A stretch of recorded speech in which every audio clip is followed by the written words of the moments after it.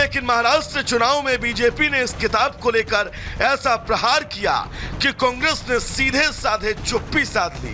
BJP ने आरोप लगाया कि राहुल जिस किताब को लेकर घूम रहे हैं अंदर से वो किताब कोरी है। कांग्रेस ने इन आरोपों पर सीधे तौर पर कोई जवाब ही नहीं दिया और अब बीजेपी ने नए आरोप में कांग्रेस के लिए मुसीबत खड़ी कर दी है।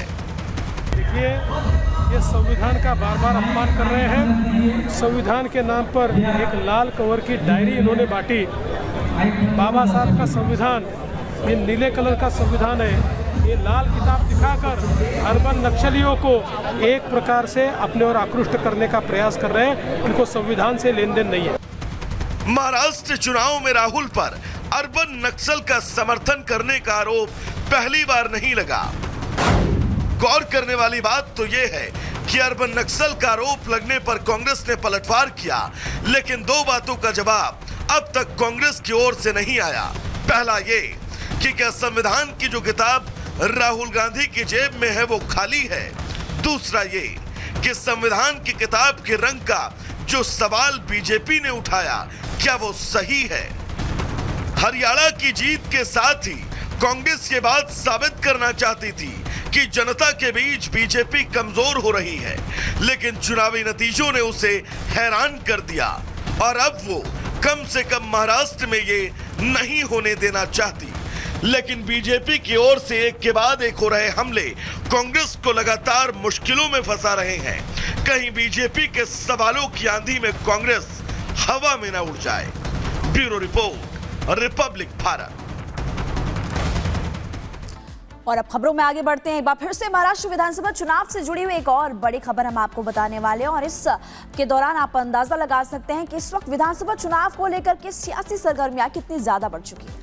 बिल्कुल, और देखिए बयानबाजियों का दौर भी जारी है। बयानबाजी के दौर में यहाँ पर जो तेवर है वो तलख तेवर नजर आ रहे हैं नेताओं के। इस बीच नीतीश राणे ने और ठाकरे ने किस तरीके से बयान दिया है और इस बयान के बाद सियासी घमासान मचा हुआ है, आपको इस रिपोर्ट के जरिए दिखाती हूँ।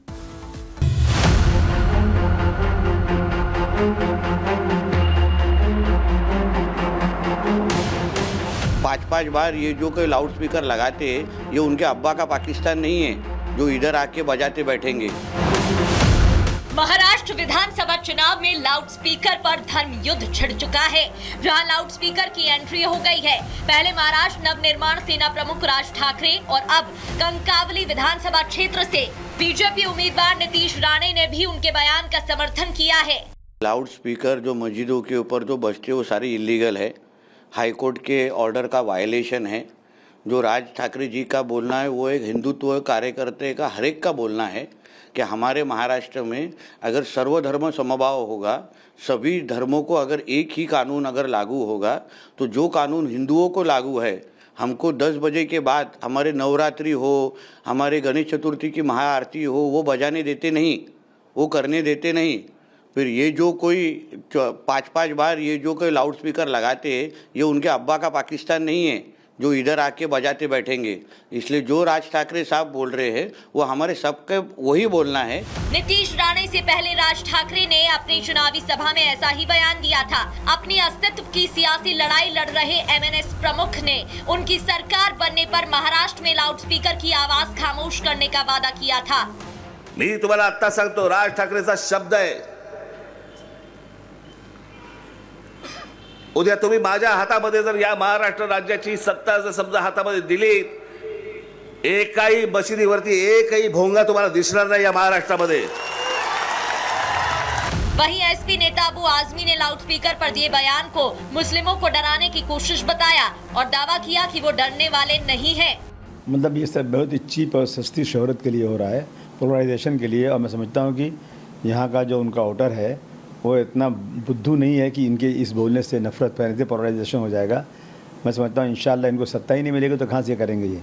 मैं समझता हूँ कि इस देश का में ये नफरत के पुजारी है ना, इनकी राजनीति बिल्कुल ख़त्म ही हो जाना चाहिए। महाराष्ट्र चुनाव में महाविकास आघाड़ी और महायुति अपने अपने वोट बैंक को साधने के लिए बड़े बड़े वादे कर रहे हैं, लेकिन जिस तरह से मस्जिद में लगे लाउड स्पीकर को लेकर बयान दिए जा रहे हैं, उससे साफ है अब लाउड स्पीकर का मुद्दा हावी होता दिख रहा है।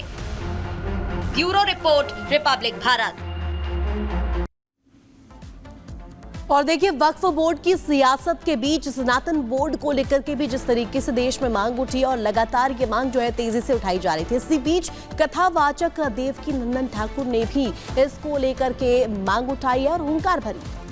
देखिए, अंतिम धर्म युद्ध इसका नाम दिया गया है और 16 नवंबर की बात की जाए तो दिल्ली में सनातन बोर्ड को लेकर के क्या बड़े फैसले लिए जाने या क्या शर्तें रखनी सरकार के सामने, उसको लेकर के तमाम सनातनी साधु संत इकट्ठा होने वाले हैं। पूरी खबर आपको बताते हैं इस रिपोर्ट के जरिए।